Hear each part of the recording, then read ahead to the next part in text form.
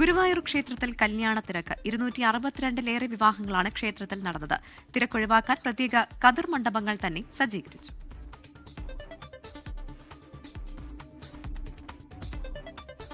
മകരമാസത്തിലെ മികച്ച മുഹൂർത്തമായിരുന്നു ഇന്നത്തേത്. സംസ്ഥാനത്തു തന്നെ വിവാഹത്തിരക്കേറിയ ദിനം. ഗുരുവായൂരിൽ പുലർച്ചെ 4 മണി മുതൽ വിവാഹ ചടങ്ങുകൾ ആരംഭിച്ചു. താലികെട്ടിനായി 5 മണ്ഡപങ്ങൾ സജ്ജമാക്കി. താലികെട്ട് ചടങ്ങ് നിർവഹിക്കാൻ ക്ഷേത്രം കോയ്മമാരെ മണ്ഡപത്തിലേക്ക് അധികമായി നിയോഗിച്ചു. വിവാഹ മണ്ഡപത്തിന് സമീപം മംഗളവാദ്യ സംഘത്തെയും സജ്ജമാക്കി. അങ്ങനെ കണ്ണനെ സാക്ഷിയാക്കി 262 നവദമ്പതികൾ വിവാഹിതരായി.